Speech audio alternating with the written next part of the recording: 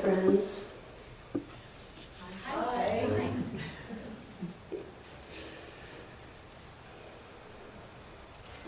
Well, I'm continuing in this effort. It's a diligent effort that I'm making to talk about the 8 awakenings of great beings. Diligent because this is the 4th awakening, diligence. The first one is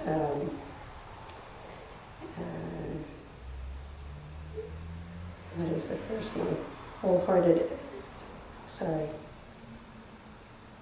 Having few desires. Second one is knowing what is enough, knowing satisfaction. And the third is appreciating serenity. And the fourth is making wholehearted effort, or diligence. And it almost seems like we shouldn't even need to talk about this, because Dharma practice is all about diligence, diligently becoming, turning toward telling the truth, knowing what is true, knowing how to discern what's real and what's the product of our imagination, our habits, the influences in our lives.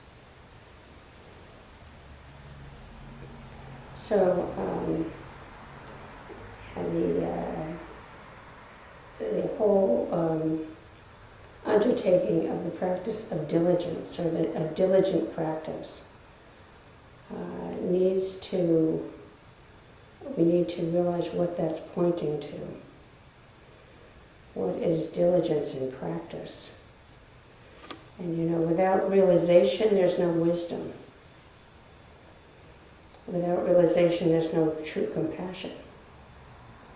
Without realizing for ourselves and our own direct experience in our own hearts the nature of life, we don't tap the largest life, a life that is the most profound life, a life that feels inherently meaningful and worthwhile, no matter what the difficulties. Somebody recently was saying how, maybe it was Kaz Tanahashi was saying how Dharma practice is really about beginning to be able to live a profound life. I thought, that's wonderful. Because when you think about experiences that really feed you and that make you glad, and you feel really deeply fulfilled, it feels profound. It's a profound sense of what is possible. And no amount of academic understanding or teaching can get us where our own direct experience gets us. And one of the practices that Hogan Roshi always encourages us to do, often at the beginning of a sesshin, is to say, people say, well, what do you mean by direct experience? And he says, so everybody put your hands in the mudra, the cosmic mudra. And Hogan says, now feel the tingling in the hands. Well, you may say, well, my hands don't tingle. Well, then what do you feel in your hands? You don't have to feel it tingling. You may feel temperature. You may feel pressure. You may feel, there's all kinds of things you can feel in your hands when you're doing this. And this is direct experience. It may not be what I say you'll feel, but you'll feel something. And what is it? And that's your direct experience. So that's what we mean when we say direct experience.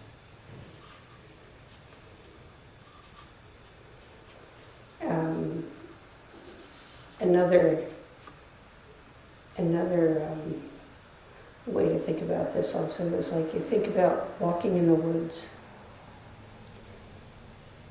Some days when I walk every day, and some days when I walk, I'm so filled with the companionship of the shrubs and the trees. And there are still, after years, there are still trees that I never noticed before. And there's a squirrel that's this big I've never seen before. Or today, there was I guess it's called a murder of crows. There were about 15 crows gathered on the path. What was going on? And they were a little put out that I was walking along and breaking up whatever was going on. Very profound. It was profound. And then other days I walk, and by the time I have done the walk, I realize, wow, I have not even looked around. I don't know what's going on in the sky. I've been completely caught up in thoughts that are making me suffer deeply.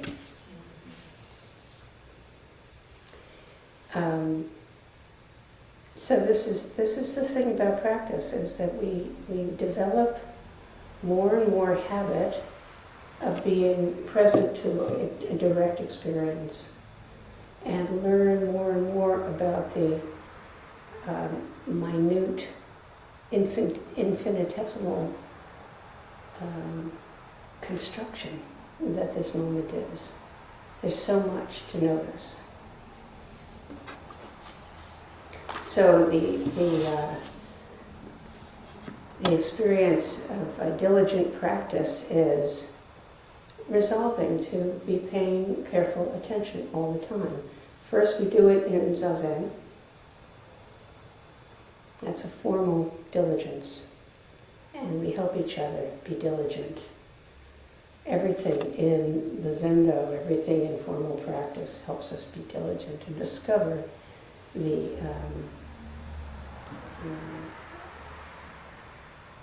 potency of continuous attention and presence. When you practice with diligence, there's nothing that is difficult.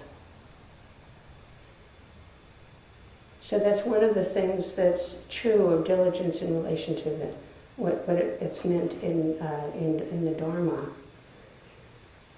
Nothing is difficult because it's not a matter of difficult or easy.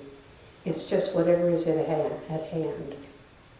That's all. Whatever is at hand. When giving up is not an option, then diligence is what we've got to embrace and work with. It doesn't matter whether it's easy or whether it's hard. When things are easy, we tend to not be quite so present. Or we make mistakes about who we are when things just come our way. But when they're difficult, that's when we really start paying attention. So starting a fire, you really have to be diligent to start a fire. And very often that's an image that's used about practice and awakening. That you can't start and stop and start and stop and start and stop. That you have to be a steady application of attention to the current conditions and whatever's needed to actually get the fire started. When you start to see a little bit of smoke rising, then you blow and you add more oxygen to it, right? I mean, you just keep at it until you get to it. And that's true of this practice too. Over the course of a lifetime, it's not like if you start a fire, you're there and you're just doing it at one time, but over the course of a lifetime, you have to keep using the breath to start the fire of awareness, the fire of awakening.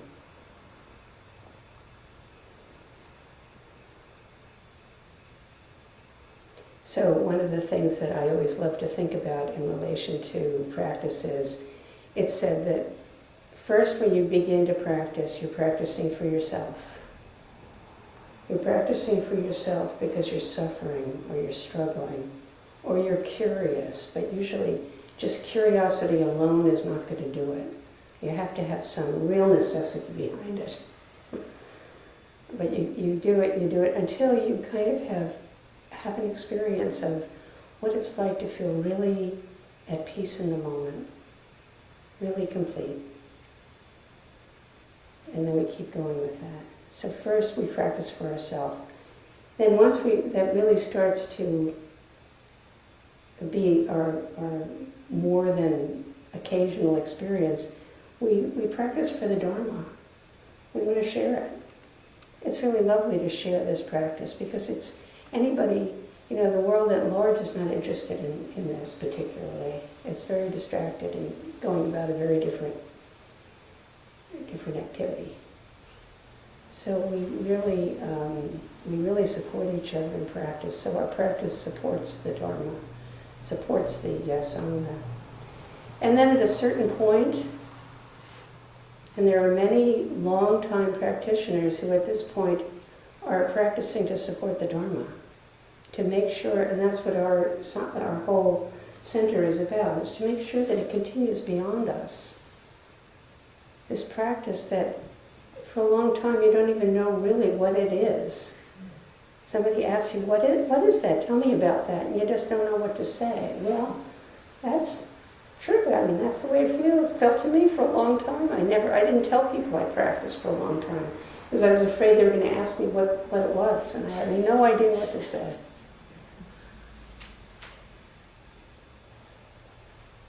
So, but now, for better or worse, I have things I say. And anybody who is ready really perks up.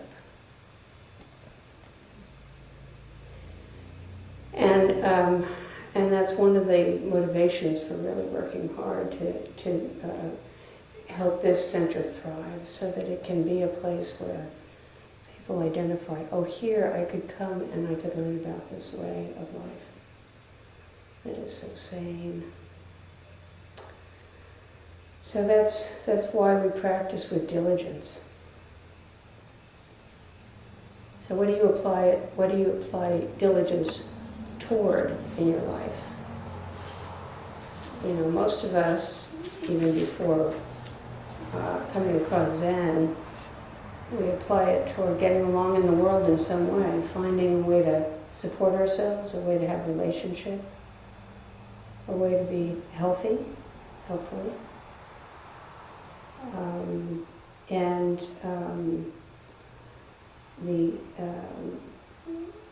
Dogen says, and when he talks about this, he's talking about kind of the ordinary, conventional world.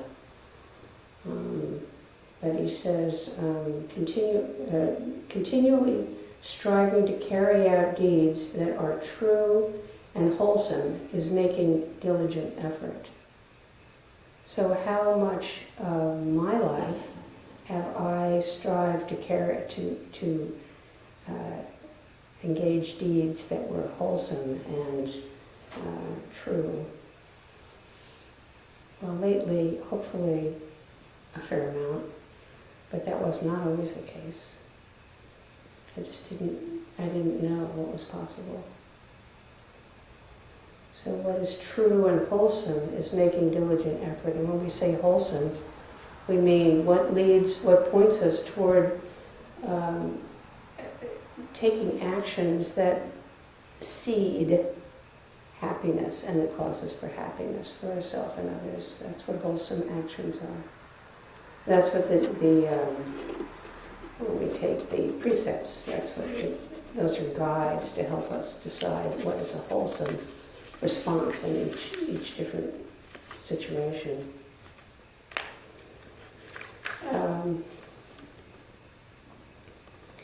And he says, strive without mixing and proceed without falling back. Strive without mixing.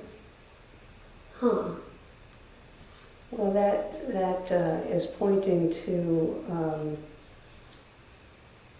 the kind of mixing of our mental stream with all the things that are very confusing. Distraction, comparing ourselves to others, even other practitioners.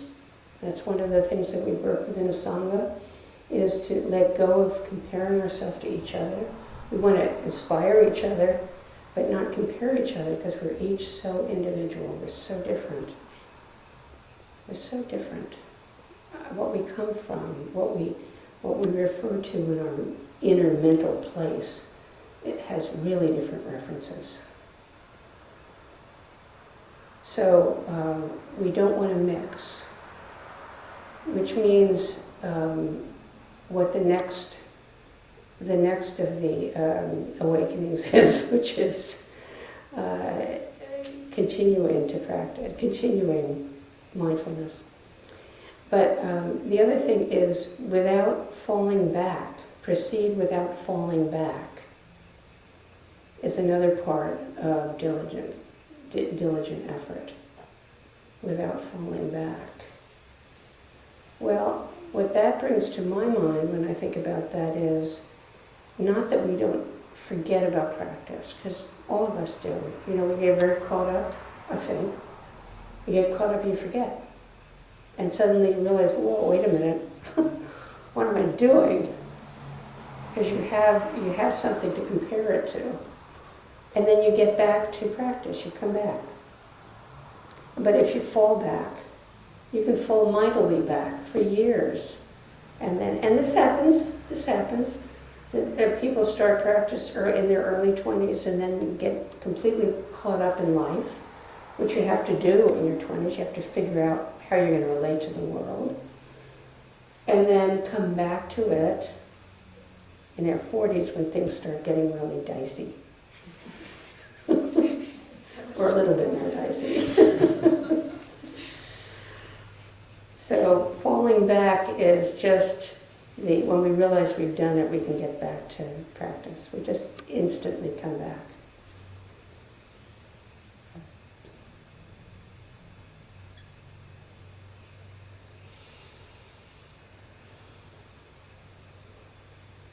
We proceed without falling back.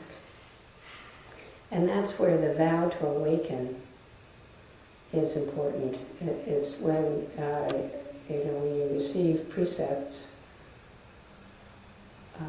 first you take the first 5 precepts on to see how they help you, to get a taste for what it's like to live according to precepts that you have formally proclaimed in front of the Sangha. You're going to really work with them. It helps, right, when you do that. It's not just a private thing, it's shared. But then when you receive Jukai, the 16 precepts, you're making a vow to awaken. That's the Bodhisattva way. It's the Bodhisattva vow. And the vow to awaken helps us, underlies everything. Underlies everything. When we forget, we come back.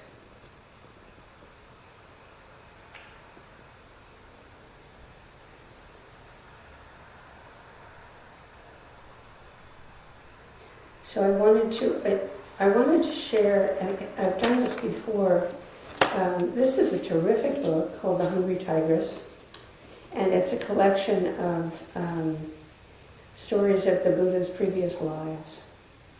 And in one of them, there's a terrific story about a merchant, and I think I've shared this before, but bear with me if you've heard it, because I come back to this over and over again. The story goes like this. There's a caravan that's going to have to cross the desert.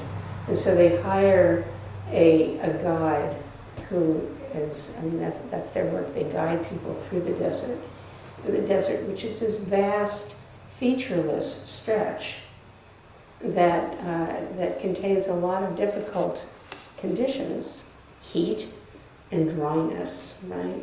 So they really count on the guide to make sure that they make it through. They make it to where they're going. And they set out, and it's all going along fine. But on the sixth night, the guide falls asleep. He falls asleep, and they become lost. And they're almost out of their water. They've had water for 6 days, but they're almost out of water. So there's no choice, right? They have to find water. And they notice at a distance a few stalks of grass, and so they figure, well, there must be water there. So they go and they start to dig down, and they spend hours digging down, and they're not getting to water, but finally they get far enough down that they start to see a little bit of dampness in the sand. And so everybody celebrates, right? And some of them just lie back and take a nap, and they let other people keep going and digging down. But then they get down, and more dampness is found, and they're really excited because they figure any minute now that water's just going to pop right up. And they get down, and there is a rock. There's just rock, and there's no way that they can keep digging. They look, they go to the sides, they try to find around the rock, they can't find it, but they can hear water underneath. So they know that they're going to have to crack the rock. And this is rather like practice. Like dog practice. They're going to have to do it if they're going to get the water. And so all of the people, and by now they're very thirsty, start to take turns cracking the rock. Nothing is working. And meanwhile, they've dug so far down that the sand is falling in. I mean, it's really kind of a hopeless situation. But the head of the caravan said, don't give up. Is there anybody who's willing to get down there and just keep at it? And so one young person says, I still have a little juice, I'm going to do it. And gets down there and wholeheartedly just whams away at it. And finally it cracks and water floods out. That's a really good description of diligence. You just stay with it. It's not dependent on being rewarded. But you just have a little glimpse. You have a glimpse. And you have a necessity, a real driving necessity.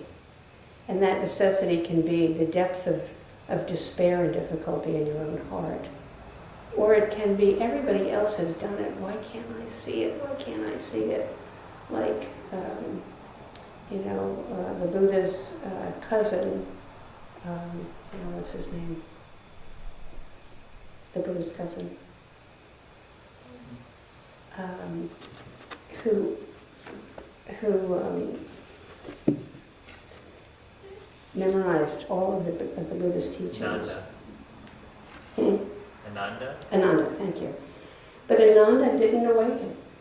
He really never cracked the rock until after the Buddha's death. Years and years and years of practicing, and he didn't do it, but he kept at it, and finally he awoke. So this is a great example of what the diligence is pointing to. Never losing sight of the possibility of awakening, of really throwing off the suffering that comes with the delusion of a separate self. Delusion of a separate self, not that we're not separate, we are. We're individuals. But there is a mind that is vast and unencumbered that can be discovered through practice.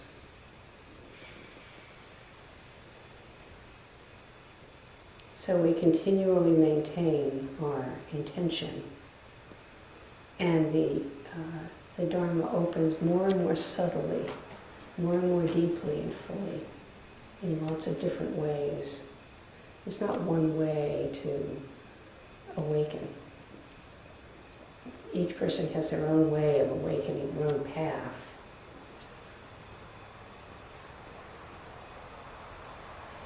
Awakening, seeing what's already here, seeing what's already true and always has been. One of the interesting things about Kensho experiences is that the experience is like familiar. Oh, yeah. Oh, right. Oh, now I remember.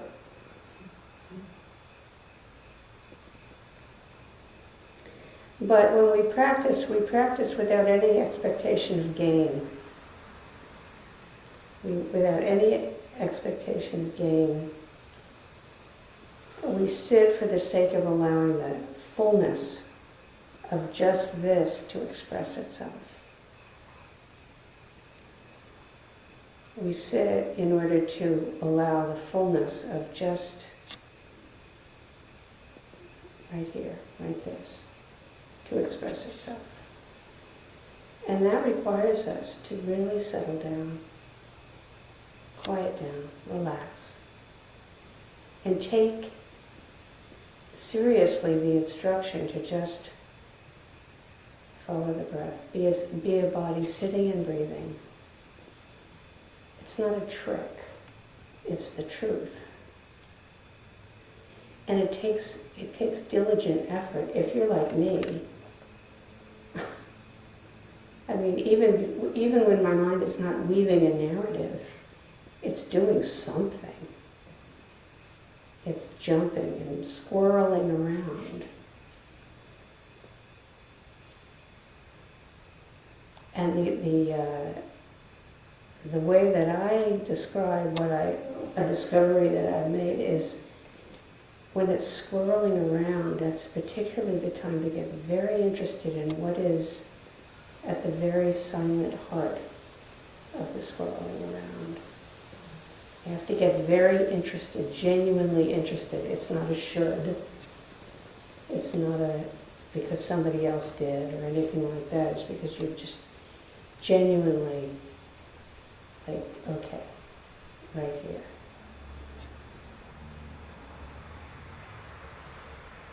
And then, then the voice comes in and says, well, okay, I'm right here, so come on. That's more swirling. So what's the heart of diligence? The heart of diligence is maybe stillness, steadiness. When have you been diligent recently? Has anybody in this room been diligent about anything recently? I see a nod. What is it you were diligent about? Yeah. Practice. Every day. To the extent of keeping track of how many days.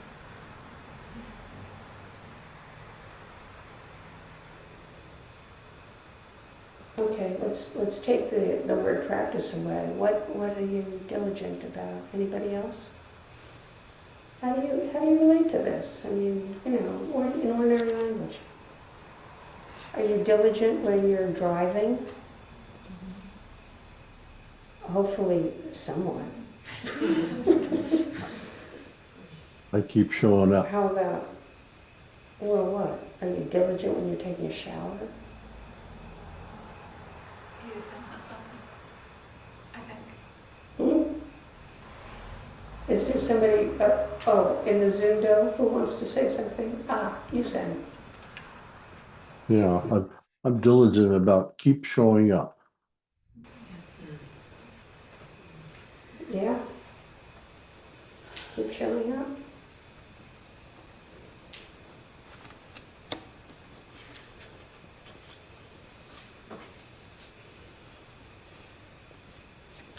So we practice, we keep showing up with no target to hit. There's no target to hit. It's just the living this life fully, any moment, every moment that we remember to. Whatever we're engaged in, if it's zazen, fully zazen. If it's doing the dishes, fully doing the dishes.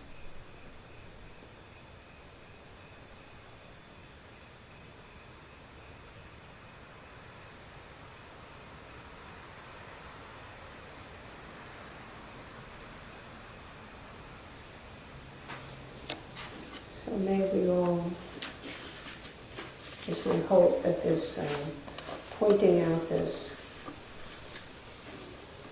particular quality of awakening becomes your own way, letting yourself be diligent, staying with it, showing up.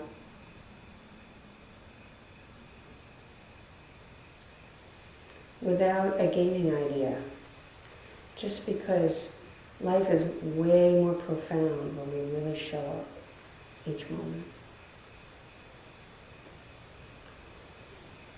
May it be so. Four great Bodhisattva vows can be found on page